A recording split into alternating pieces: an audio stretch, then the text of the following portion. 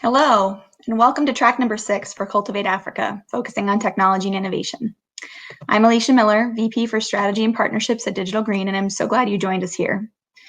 For those of you who don't know us, Digital Green is a global development organization that leverages the power of digital technology and grassroots partnerships to empower smallholder farmers and enable increasing incomes and improve livelihoods. Digital Green is the track lead for technology and innovation, and we elected to focus on digital technology in particular. We want to thank the African Union for entrusting us to facilitate this important discussion. Yesterday, we had a great panel about the broad trends as it relates to digital technology on the continent, and especially the impact it's having on the agriculture sector. If you missed it, I'd encourage you to go back and watch the recording once it's available. We heard about specific solutions reaching farmers in the last mile, and we also heard what it takes to take things to scale, what makes that difficult. For instance, speakers highlighted the challenge of finding farmers that need their services, the high cost of customer acquisition. The idea of bundling services came up strongly. We also heard about the emergence of super platforms. These platforms are helping with aggregation of services. Across Africa, super platforms are likely to be telecoms and banks, and in other parts of the world, we're seeing actors like Alibaba and Amazon playing this role. But in addition to the solutions, we heard some discussion about the infrastructure and the architecture that we might need in order to create a thriving digital ecosystem. There were solutions that companies felt they couldn't build individually or wouldn't build individually that needed to be supported with public resources. For example, speakers talked about the need for uniform farmer profile data rather than each company creating a new farmer profile. They talked about the need to secure that profile so that it could be shared with relevant actors. Another example that was mentioned was publicly supported data sets. Many data sets are used over and over by different actors, like weather data, and speakers felt these should be widely available public goods. We also heard that extension information about urgent threats, like the spread of locusts, should be shared so they could be included in the bundling of extension, which is happening with so many services. So today we're going to pivot to discuss the back-end investments and the architecture that are needed to support this thriving digital ecosystem. And I'm really glad to have the panelists we have today to unpack the solutions that we need to look towards. But before we start that, I want to also introduce a poll. We have a couple of polls today, and we also are going to be asking you all to engage in Q&A. Please keep the questions flowing. So if the organizers could put the first poll up, we'll come back for the answer on your thoughts on this later in the conversation. So back to today. We'll be talking about platforms again, but perhaps a different type than you're used to. What are the platforms and services that the broader community of agriculture service providers need in order for us to serve farmers? How do we ensure that we can exchange data safely and securely on these platforms? What should be publicly owned? What should be private? What areas need to be shared between public and private? Do we need different standards or policies to support these new platforms? These are the kinds of questions that our speakers today are really well positioned to answer. And I hope you'll ask the question, whatever comes to mind, so that we can learn from them. So let's kick things off. Stephen Kinnothi is joining us today. Stephen is the Mezzanine Regional Manager for East Africa for part of Vodacom. And as we just discussed, telecoms played a big part in our conversation yesterday and are seen as critical platform actors that are going to really enable a range of services for farmers. Could you kick us off by talking about Mezzanine and specifically about DigiFarm and Connected Farmer? Thanks, Stephen.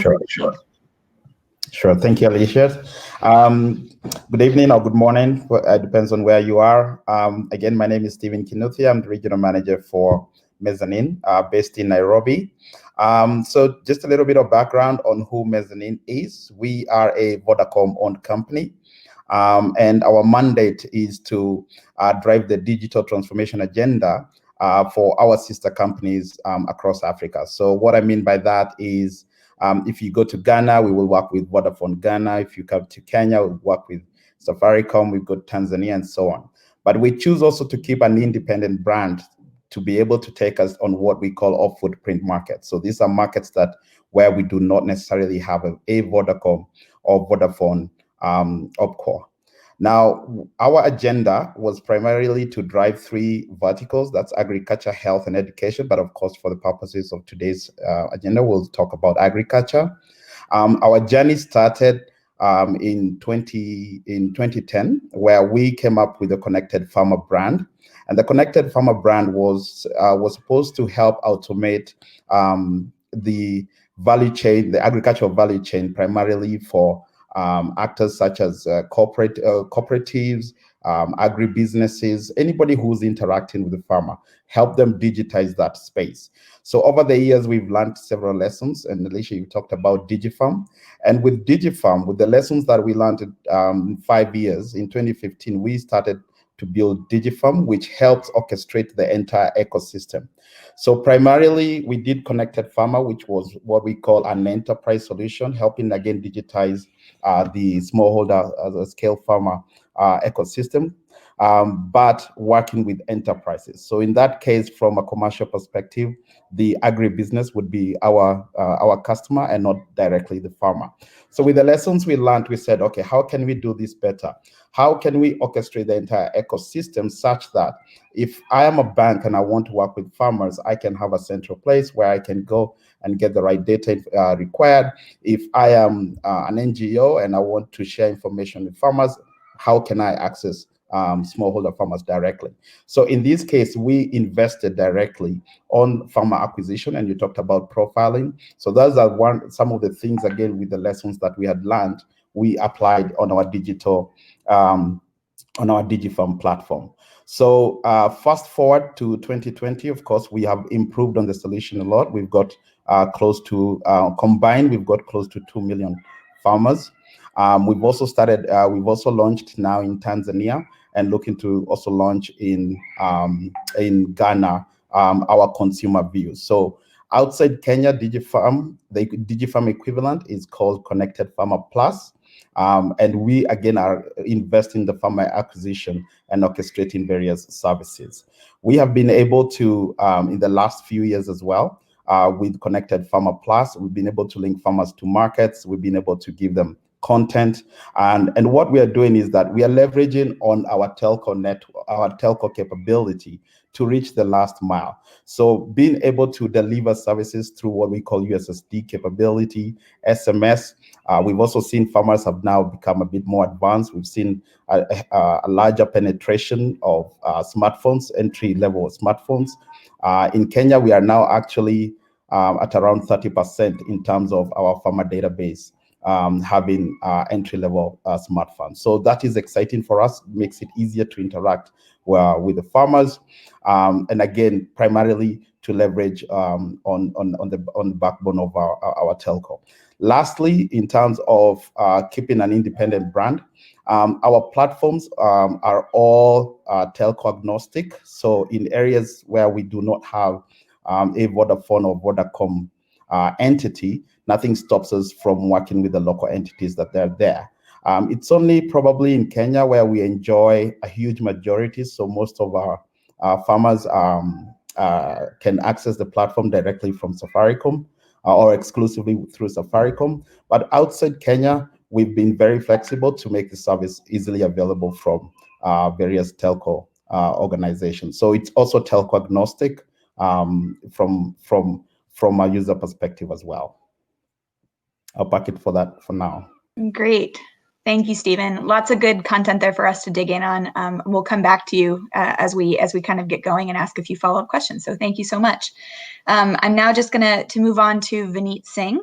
Vineet is a colleague of mine at Digital Green. Really glad to have him. He is the platform architect for FarmStack at Digital Green. And for those of you who know Digital Green's work traditionally, you may not know that we've moved into this platform space. You might know more about our community video-based approach. And so, Vineet, I'm wondering if you could talk about what FarmStack is and maybe a little bit of the genesis of why we're moving in this direction. What problems did we encounter that we think need solving? So thanks, Vineet, for joining. Thank you, Alicia. Thank you, Stephen, for wonderful opening remarks. So as Alicia has said about Digital Green, we have been in we are a global development organization with presence in India and sub-Saharan Africa, and we have been engaged with partnered with government organizations. We help build videos, peer-to-peer videos, and help in disseminating those videos to the smallholder farmers specifically. And over the last 14 years, we have produced more than around 6,000 odd video library, have done screening, have reached out to around 2.3 million odd farmers.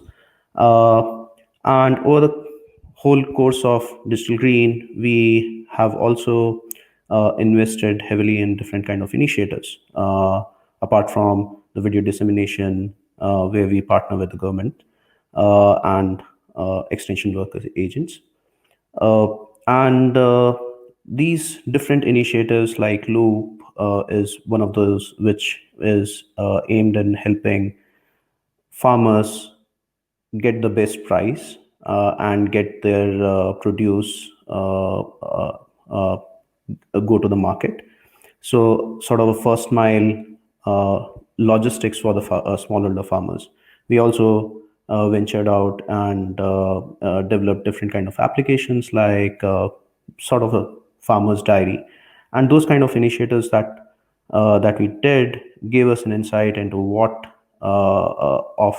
can be done if we have data about farmers. So if I have the data about uh, what kind of videos or the practices that a farmer is interested in, what kind of produce he or she is growing, and what is the kind of price or what kind of services that are required. If we try to combine that and provide that targeted advisory and in a tailored manner, that can potentially improve the entire the production as well as the earning of smallholder farmers. And that was the genesis behind FarmStack. What FarmStack is, I would probably like to share a small, one or two slide on that. So So FarmStack is essentially a platform for secured, an open source protocol for secure transfer of data across the agriculture sector. And the vision of FarmStack is to have different organizations which which can have a self-service kind of connectors. So there are different organizations. They have data that is very relevant, and these different organizations want to reach out to the farmers and provide different services. The farmers also need customized services, but for this to happen, there's a requirement of combining data. And FarmStack essentially tries to build that infrastructure in a secured manner. So the end vision that we have for FarmStack is that there are different organizations who have their data on different kind of infrastructure, which could be a cloud, or it could be a data center, or it could be even a device. And there are basic peer-to-peer kind of connector, as we call that, which are self-service, which can be installed on site by these different organizations, and they can then uh, directly exchange data between each other. So imagine a government organization or a not-for-profit organization like Digital Green having some data about practices, and that can be combined with the details about, let's say, a disease forecast, and that can be combined to give targeted advisory as to who is more susceptible and what kind of control mechanism can be taken. So this data sharing can be done in a seamless way across different infrastructure.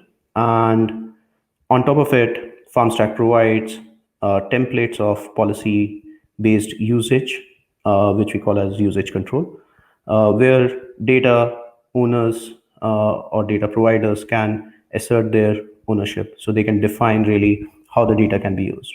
And in this last couple of years, we have been speaking to a lot of different organizations and trying to pilot different use cases.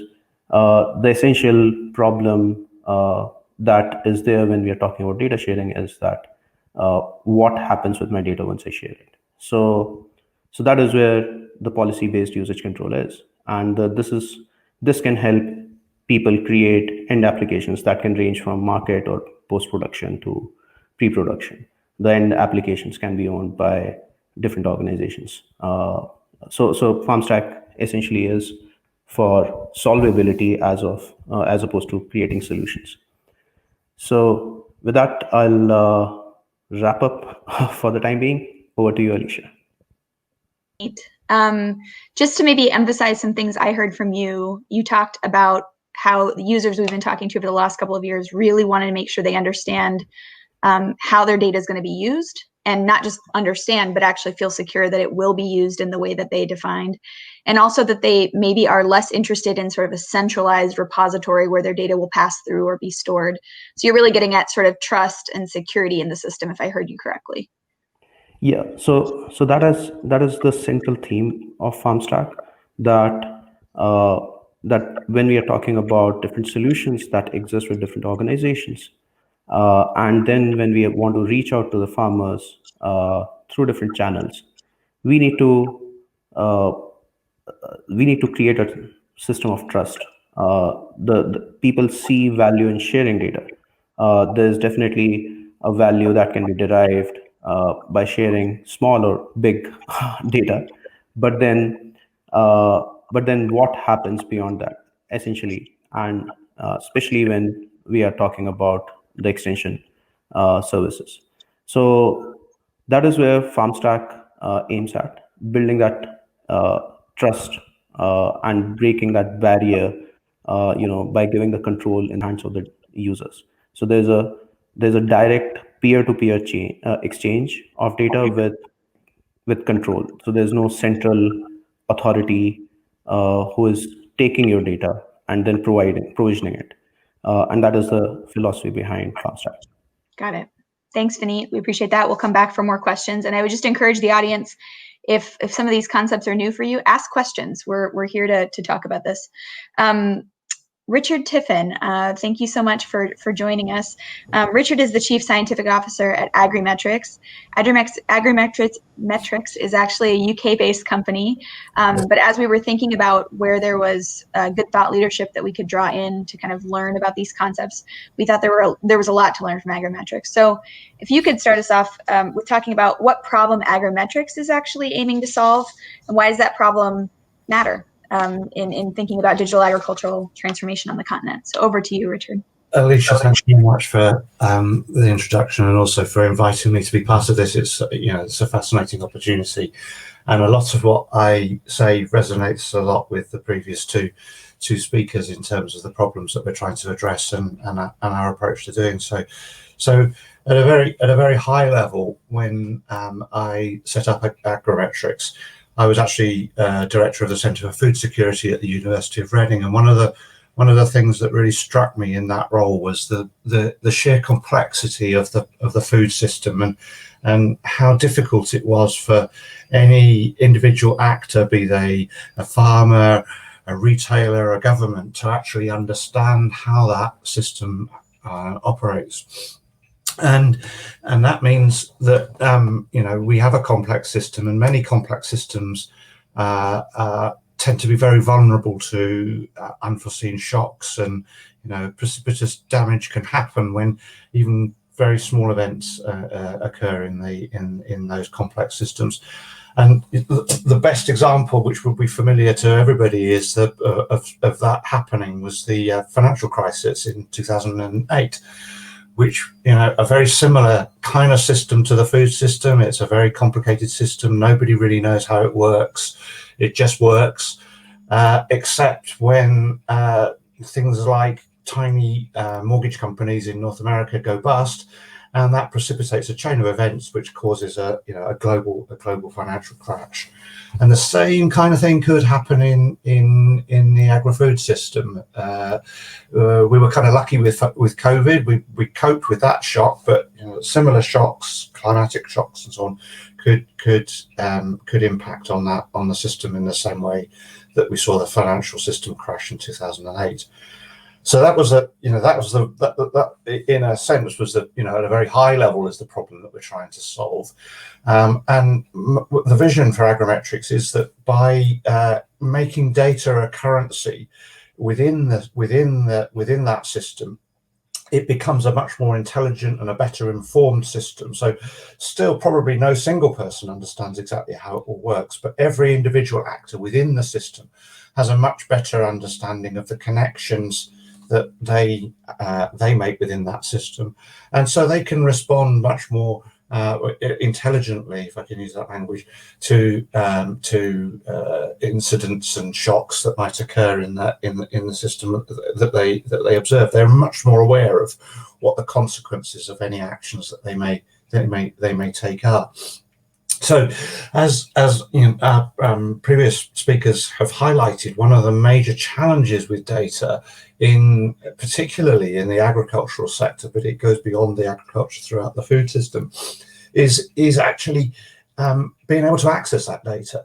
There's no shortage of data. Farmers have always been very assiduous collectors of data. If we go, back into the mists of time, they've always wanted to collect and store as much information as they can about the weather as it affects their crops and so on and so forth. And all that's happening now is that it's becoming a much more of a digital storage system rather than a pen and paper type storage system in some cases anyway. So there's no shortage of data. It's just being able to access it, and it tends to be held within silos. Farmers are fiercely protective of their data. Other commercial entities are similarly protective of data. And so the vision with agrimetrics is to build an environment in which it becomes much easier for people to share data. And it's based on the premise that people will only share data when in a transactional way. They will only allow data that allow their data to be visible to another entity, another party, if they are able to access something in return for doing so. Now that thing that they access in return could be money, but it equally could be an insight. So if we think about farmers, one of the things that farmers are very interested in being able to do is to benchmark their performance against that of similar farmers operating in similar sorts of environments.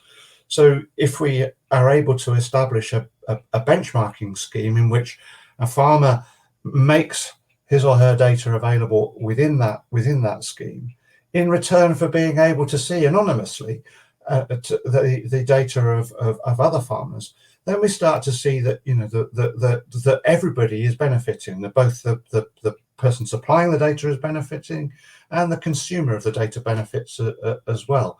And so what we're doing in that process is essentially unlocking the value in data for both people that create the data and for people that are using and accessing that data. So what we're doing is really effectively creating a data marketplace. This is what I've just described are market transactions, which everybody's familiar with. And what agrimetrics does is it provides the market hall, the place that people will go to in order to carry out these transactions. We don't own any data of our own. All that we're doing is providing a mechanism, a digital infrastructure, which allows those transactions to take place. So people can promote and advertise their data. We have a data catalog that makes data visible. We make data interoperable so that a consumer of data can come and create a bundle of data from multiple different data sets, which is suitable to their particular use case. So again, for a farmer that is trying to make decisions about their pest and disease risk management, they would need to access information about the pests and diseases that are likely to be infesting their crops. They would need to be able to access data about the kinds of chemicals that can be used, the active chemicals that can be used to combat those threats. They would need to be able to understand the rules and regulations that are surrounding those chemicals, and they want to know which products the chemicals are made available in and the prices that they can access those products for. So many different pieces of data need to be assembled together, and that's what we've built some infrastructure to do. so that an application developer could create an app that pulls all of that information and gives the farmer a recommendation that says, this pest and disease is coming down is likely to come over the horizon very shortly, and here's the chemical that you can use to combat that pest and disease, and here's where you can access it for the best price locally, all in one go in that app. And probably, this is how you use that chemical in practice. So going from a very high level of trying to solve complexity in the food system, you can see now how bringing data together, creating transactions, allowing the possibility for there to be transactions in data, how we can come down and we can actually start to create real, genuine benefit for farmers, making it much easier, much more effective for them to solve problems like their how they manage their pest and disease risk on the farm. Great. Thanks so much, Richard. I just have one quick follow-up. Well, it may not be quick. I have a follow-up question that I feel like is just hanging in my mind, which is, if we think about moving to a data marketplace where there's, we're valuing data and making sure that there's sort of an exchange of value between different data owners, what are some of the issues related to privacy we need to be thinking about? How does valuing data affect consent and privacy, if it does at all? We'd just love to know how you think about privacy in the system. So I think there are really two important facets of how I will answer that. One is about trust, and we can only operate this kind of environment when people trust that environment to work in the way that we describe it as working.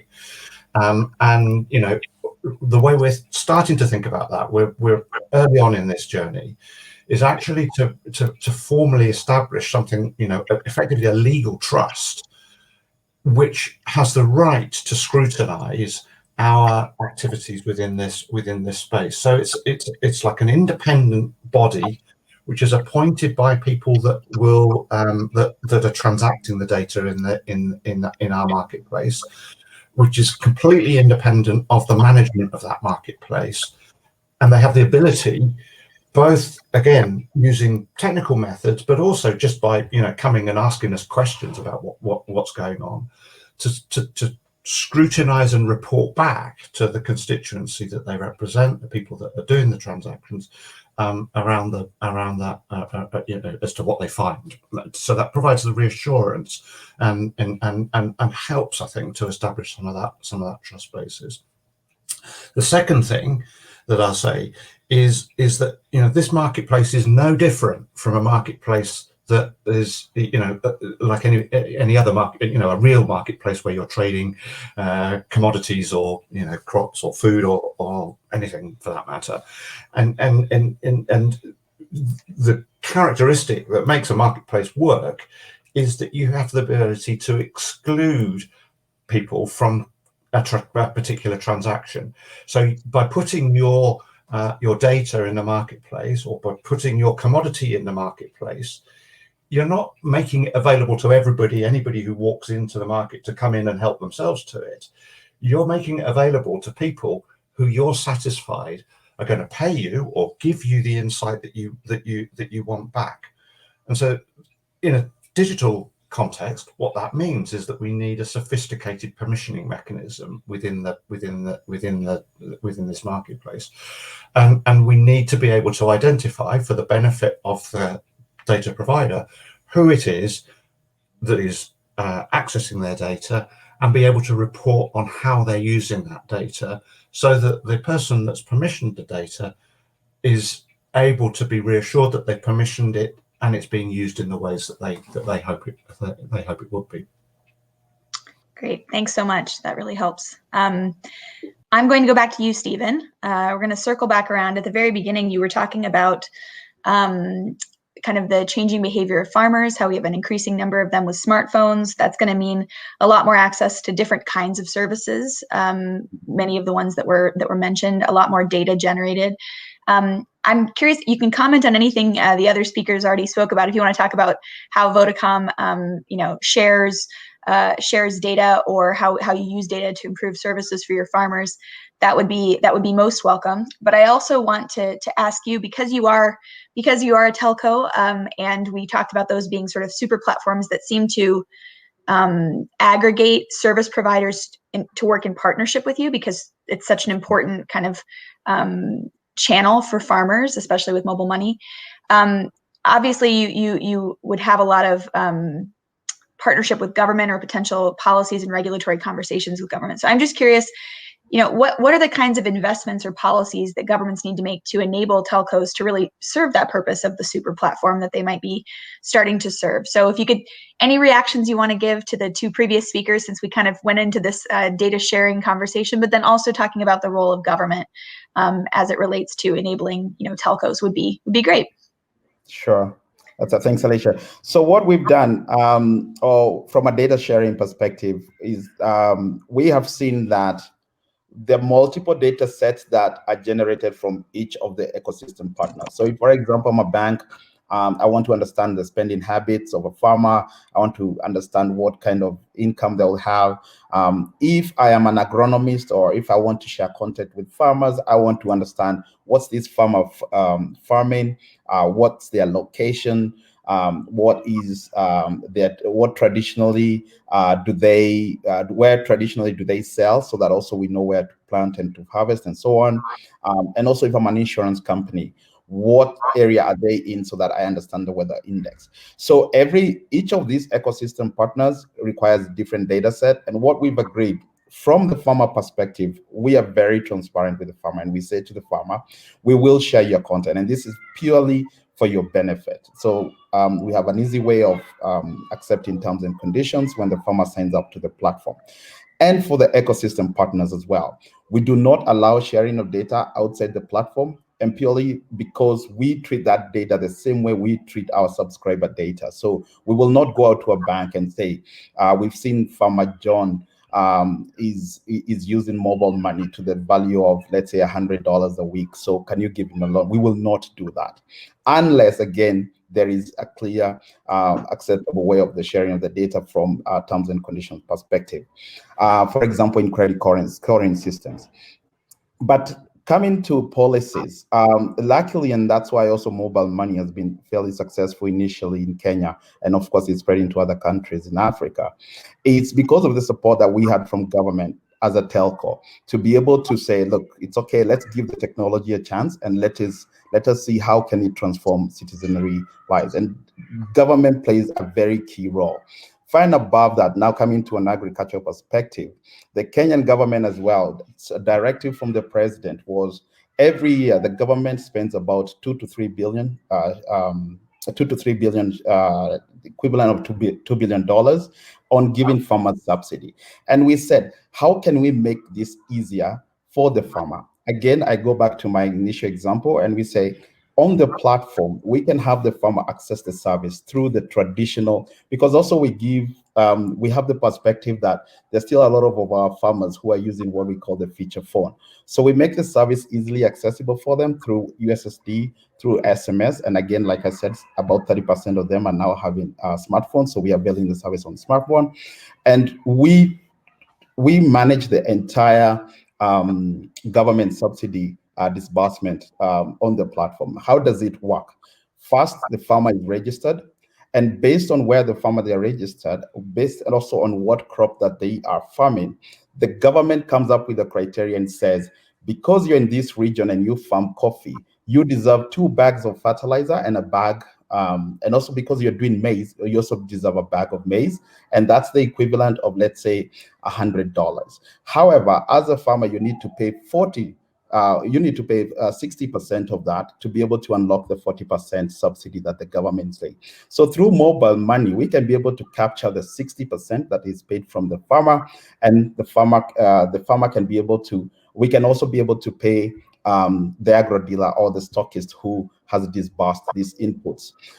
From a policy level, we can give real-time dashboards to the government where they are able to say, we have seen that out of the $2 billion that we had set about this year, we can see let's say $100 million has already been spent on coffee, and it's been spent on these regions, and we can go granular and see who actually has.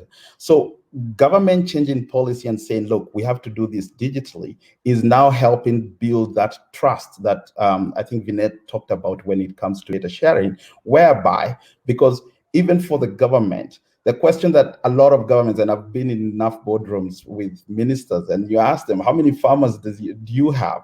And it depends on who you ask, because a lot of them will say 5 million, others will say 10 million, but it depends on the perspective. But now the use of digital is now giving them that information that helps shape policy that says, next year, instead of spending $100 million on coffee, let's probably spend $10 million on potatoes, because we've seen the number of farmers that are actually farming potatoes, and in this region, because we've seen of the intervention and the power of it. So government policy plays a very key role, and especially on telcos, because as much as a lot of people want us to succeed, a lot of people don't understand why telcos are doing this. The question I always get is, why are you talking about agriculture? You're not an agronomist. You're not an extension of it. So sometimes a lot of people are hard on us, but with time, a lot of people are warming up to the fact that, yes, actually, come to think of it, we've got the infrastructure, we've got the leverage of also the trust from the farmers, because they're already our customers. They use our traditional sales services, so there's already that trust. And a lot of people are saying, instead of having a lot of these siloed solutions. So there are a lot of solutions, for example, that do financing for farmers. There are a lot of other solutions that can be able to do content. There are a lot of other solutions, but we're saying, how can we then leverage on this super platform to orchestrate these services? Government, by and large, have been very supportive, because they are also a beneficiary to this, and that they do play a key role in terms of driving policy.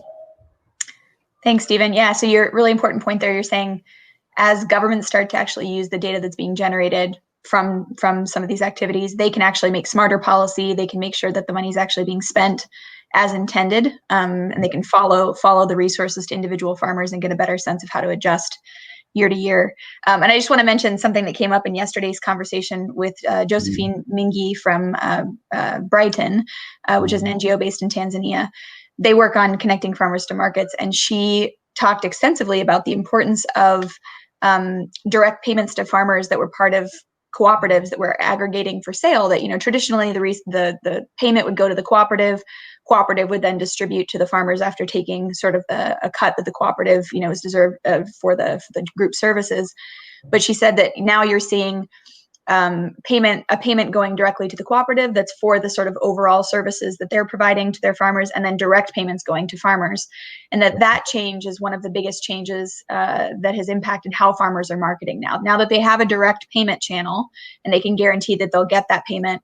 It's changing sort of that sales behavior. So anyway, it just resonates with some of the conversation yesterday as well. So appreciate those points. I'm going to actually go back to Richard. Richard, Agrimetrics has an interesting funding model. You receive both public and private support. And I wonder if you could talk a little bit about these kinds of platforms we're talking about, in your case, the data marketplace. Should it be a public service, a private service? Should it be shared? What do we think these should look like, and why? So yes, you're right. We were a recipient of an initial government grant, and we continue to receive money from the government. But our goal, and it was actually mandated when we received the government grant, is to become self-funded at some point. And I think that's a very good model in this context, because if you think about it, what we're doing is building effectively a comprehensive infrastructure, a national infrastructure, along the lines that we build a road network, or we build an electricity network, or something like that. And the reason why you need to have that government investment in the initial part is that the fixed costs of building that infrastructure before you can actually start to carry out the kinds of transactions that we're aiming to carry out with with data, it is very large. So we cannot expect people to come and start transacting data within a platform until we've built the platform that is, you know, sufficiently resilient and secure, that they can be reassured that you know, that it's not going to go somewhere that they don't expect it to. So there's a very important, you know, fixed cost that comes at the beginning of doing this sort of thing, and the reason why, you know, the private sector doesn't get involved in that is because of that fact. It's just so large what's necessary to create it. And what we see happening, what we would see happening if there was no government investment, is we would see exactly what we're trying to avoid, which is that independent, smaller organizations would come and start to create separate marketplaces or separate silos of data. And we would lose that benefit of being able to have that full interoperability between all of the actors within the space. But having made that initial investment and got the transactions taking place, then there's no reason why that marketplace can't then become self-sustaining. That, you know, there every time there's a transaction fee that comes with that transaction, and we use that transaction fee to support our ongoing costs and the further investment in the marketplace. So for me, you know, that it's a good model for how you start to establish something like this. So you need some public resources to buy in at the beginning to get things going, but then at a certain point it should be sustainable to maintain as a private sector enterprise. And that initial public funding is there to stop that fragmentation happening, which may happen otherwise. And let me be clear, you know, this is not a bid for creating a monopoly, because what we want is our infrastructure to be usable and accessible by as many different actors within the sector as possible.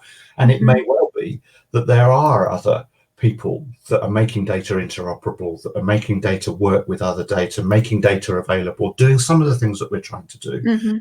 What we would see is that we would be adding value to their services by making those services available to a much wider organization. So it's not a bid to get government money to set up what will become a private monopoly.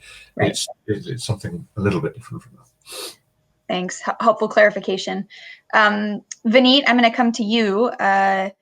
You know, you kind of already articulated some of the main goals of FarmStack, that we want to ensure trust and security. We haven't yet talked about how FarmStack is being tested or implemented, and I wonder if you could talk about first thing is, could you define what a use case is? Because I'm not actually sure everyone's going to be familiar with that language. And then could you talk about some of the use cases that we're developing as Digital Green, and what FarmStack might be able to contribute in those use cases? Sure. Thanks, Alicia. So the way we are trying to build FarmStack is to have use cases, or what we actually call them as use case interventions, in specific domain or value chain, in a specific region, where we can see that there is a customized or a tailored solution for the end farmer, and that customization is coming through combining two or more different data sets. So it could be a simple thing where we have one data set that lacks information about, let's say, I have a data about what is being grown in a particular region. And there's another data set that has information that this region has this level of incidence or probability of high level of severity of a particular kind of a disease that causes, or even something like locust that is that's having a lot of losses.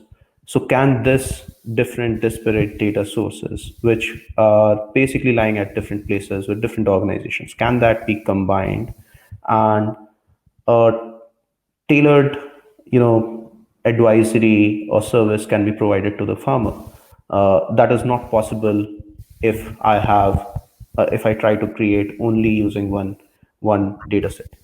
And so this entire use case involves creating that end application, combining that data, and also creating that before the combining that data, there's a whole ingestion of data. So you can really divide this as a three broad processes: ingestion of data from different sources, and it is ingestion for the end consumer, and then end consumer combining, and then the last part is creating that customized service or insight that can be created.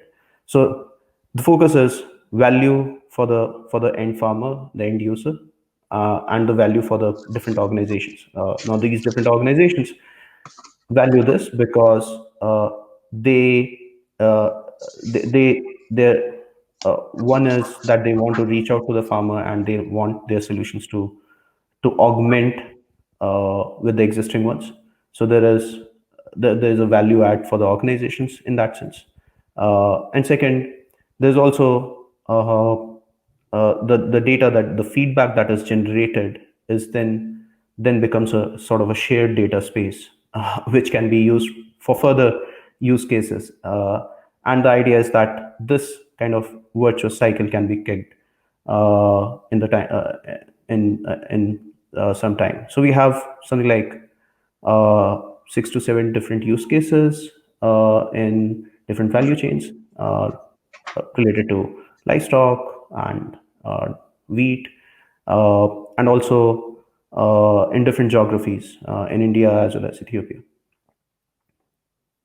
Great. And maybe just since I'm VP of Strategy and Partnerships, I can't help myself to say that if you're an organization that is working with farmers in Ethiopia or in India, and you're interested in thinking about how a tool like FarmStack could actually enable better service provision, we'd love to talk to you. Vineet's mentioning that the use cases we're currently working on are in the wheat and dairy value chain in Ethiopia and various other value chains in India. And we're looking to add value to the farmer's experience in various ways. So just have to put the plug out there to say that we're testing now, but we see this as a platform that is growing and of greater and greater value as more use it.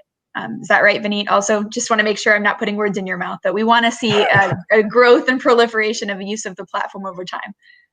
Yeah, definitely. And adding to what Richard mentioned on how you can gain by sharing the data. So there's a value that can be gained by the farmer or any entity across the ecosystem, and that's the idea is that those data transactions can take place and give rise to further use cases.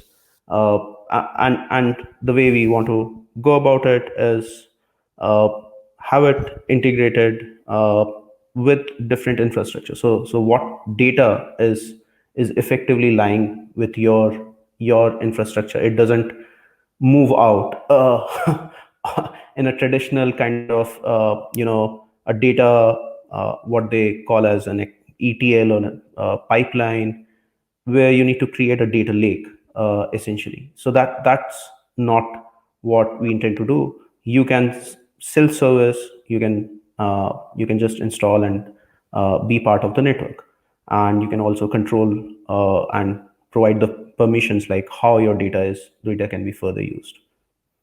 Great, thank you. So very flexible and customizable and able to ensure that trust and security that you mentioned earlier. We are starting to reach the end of our time. I think the question that I've seen from the audience, we've already kind of spoken to, so I'm going to skip it. It was about how can DigiFarm, FarmStack, and Agrimetrics kind of act as contributors to the super platform idea, but I think the speakers have all made that case. So I'm just going to warn the speakers that I'll be coming to you for sort of some last words, and my hope is that you might think about if you were speaking to, a member of a ministry, agricultural ministry, Ministry of Information Technology that's interested in agriculture. What kind of policy actions would you ask for this minister or ministry to think of implementing? These sessions that Cultivate Africa is putting on are going to be contributing into briefs that will go to the AU ministerial meetings in January for their consideration. And so, since I know that backend data architecture for agriculture is probably not a frequently discussed topic, or platform infrastructure, if you could speak to them directly about what considerations you'd like to see them make to support services for their farmers, that's what I'd love to see your last words focus on. And before I do that, I just want to share that we did a poll earlier that was about where people saw the most potential. So, of all the different digital technologies for agriculture, which do you think has the highest potential to support African agriculture? And there was sort of a range of options, including mobile phones, but also touching on precision agriculture, big data and analytics, data integration systems like blockchain, or robotics and AI. And 100% of our respondents, I don't know if everyone was participating, but 100% selected mobile phones. So I hope that as people have listened, maybe they're thinking about sort of the behind the scenes services that might be making a really big difference in this system.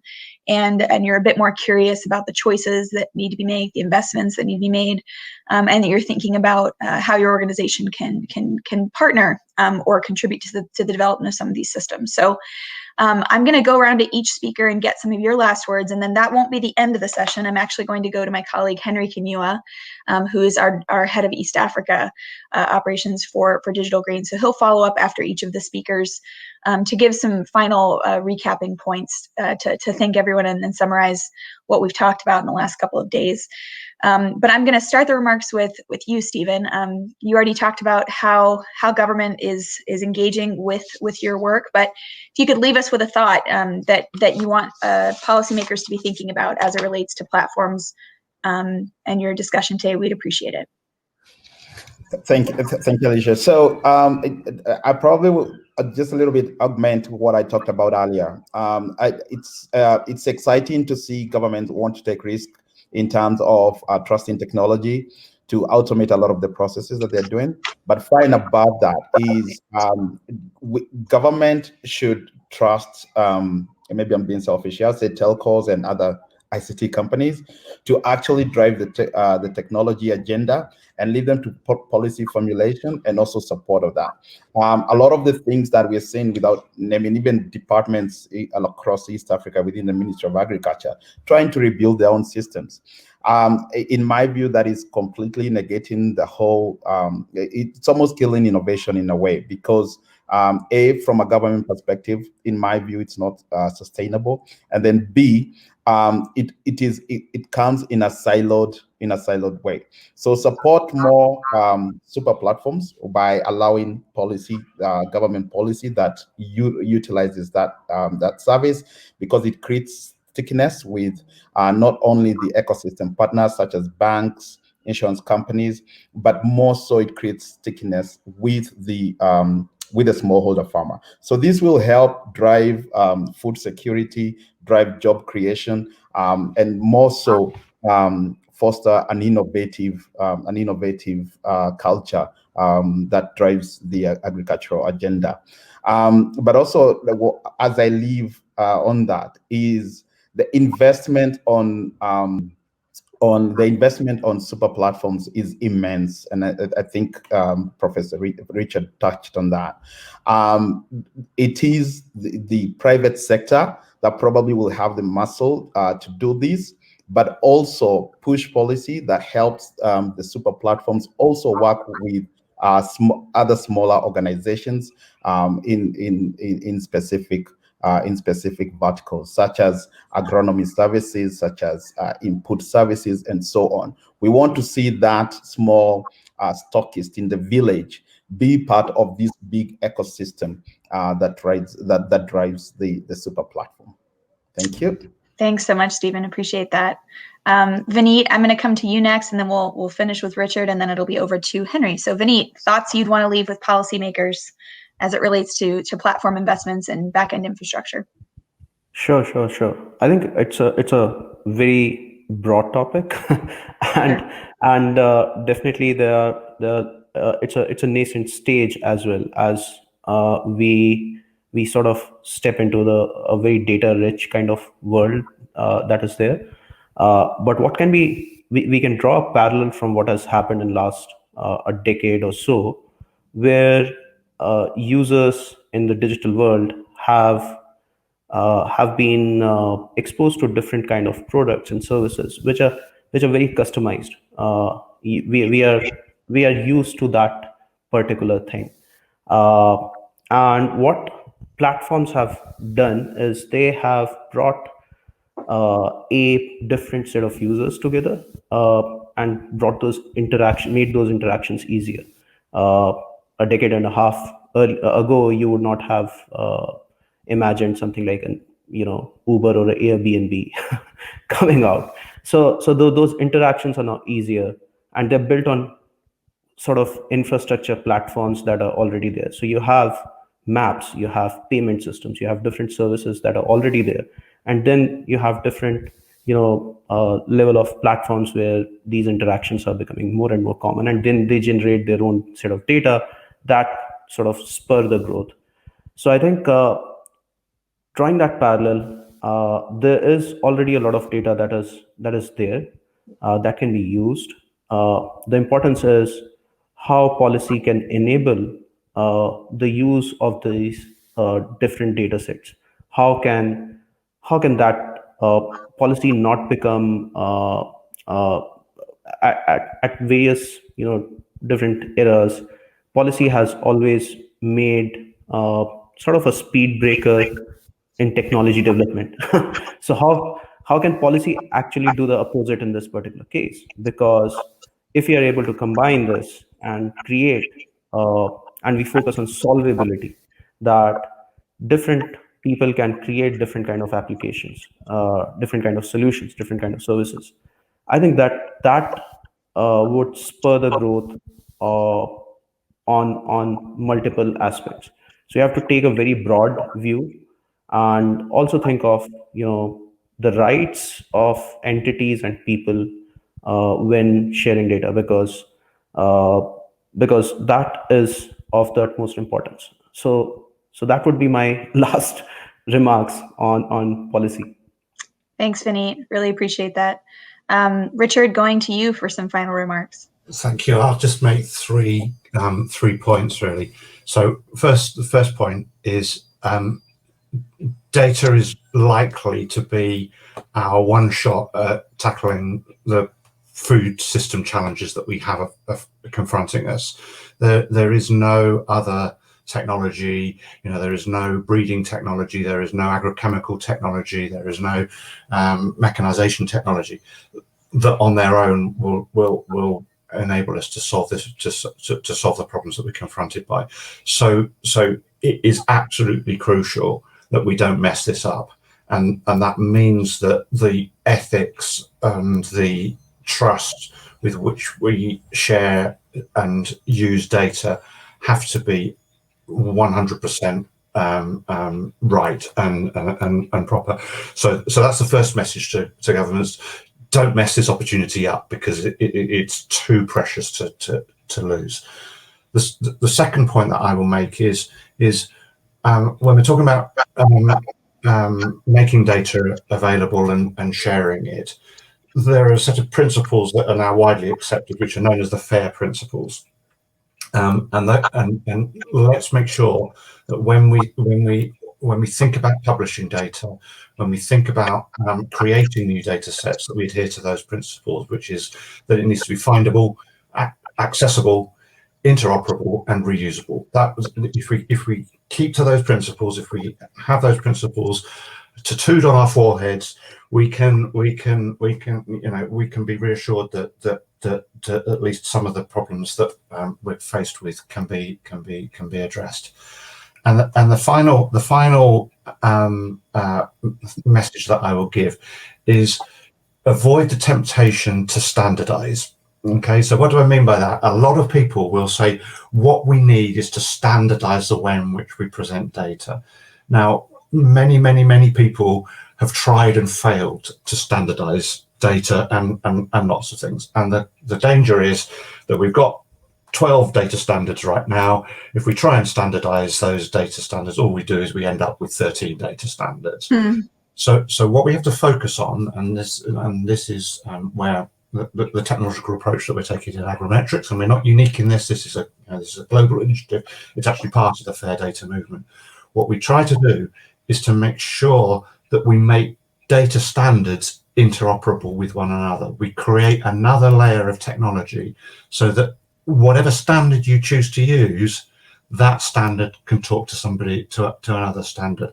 Now, there's a danger that that sounds a bit like another standard, but it's not, because the way in which you design that doesn't restrict you to 12, 13 or whatever it is standards. You build that overarching layer so that you cope with 12, 13 or 1300 different standards that you don't necessarily know about. That's what that technology is there to do. So those three things, I think, are the three messages that I would leave you with. Thanks so much, Richard. I just have to say I'm so thankful for the panelists today. Our goal in having this session was to pull the curtain back a little bit on data and on platforms, so that we could be more aware of the issues that maybe we don't think about or talk about on a daily basis as professionals working in agriculture or in development or nutrition. And I think they've given us a lot of food for thought and some really solid policy recommendations to build on. So I'm going to turn it over to my colleague, Henry Kinnua. Henry is our head of East Africa for Digital Green, based in Kenya, currently in a lovely outdoor setting. Henry, if you wouldn't mind just giving us a few closing remarks to finish up the 2 days, reflections that you have from listening, and then feel free to sign us out when you're done. Great. Thank you, Alicia. Good afternoon, good morning to all, wherever you are. As it's been a great 2 days, thinking about this key issue of digitizing platforms. I think yesterday it came out very clearly that I think it was Edwin Macharia who, I think was signing off was, are you part of a platform or are you building one? And therefore the issue of the super platform came about, was well discussed. We had the issue now, I think, in use cases in Tanzania, where just saying this now, the real businesses seem to be investing on a super platform is telcos and to some extent banks. And I think now that one, and also we had now again a user case with Hello Tractor, how they're saying how that when they benefit from such a platform in terms of identifying the farmer acquisition, but also how the information that they generate can be used by others to provide inputs to and other services to farmers. I think clearly now quite well we jumped into now the realities of having that platforms. And I think from Mezzanine, we had very clearly how they looked at it. Their focus was clearly digitizing the ecosystems, investing in enterprises. And that seems to have very clearly gone to even what agrometrics are talking about, is like, how do we ensure that the data sharing is from a transactional nature, so that those sharing data and also those using the data that's been shared, there is a benefit out of that, and how to ensure that you build that kind of a marketplace that helps all that. And then with FarmStack, when all this is happening, we have issues of trust. How is the data being used? Is the data being used at all, actually? How is this data being transmitted? How is the data being stored? And then clearly see how, when that FarmStack addresses that, then you're able now to ensure that we have this platform that actually we're able to unlock the value for data, unlock the value for this super platform. And this now continually now addresses the issue of the policy requirement. It's like, really, this platform is more of a public good. It's like like a road. It's like a electricity network. and therefore a joint partnership with private sector and government driving a policy, also sometimes with that, funding research, and private sector now driving, putting in the muscles and everything to put it in place. I think you come in to see how clearly all this issue of the super platform can be useful from a policy, but also more so addressing the last mile connectivity. It's not just reaching the farmer. How do we reach the farmers? It's directly through the enterprises. How do we ensure these enterprises that we've invested in are more efficient? And that's the issue of this super platforms. With that, I want to thank you all of us from AU for giving an opportunity to facilitate this. All our speakers, our presenters from yesterday and today, for your time and really your insightful and very informative presentations, and all the listeners. And with that, I thank you all and say kwaheri sana from Embu. I'm Embu now, Embu in Kenya. Kwaheri sana, and maybe that means goodbye and see you again. Thank you.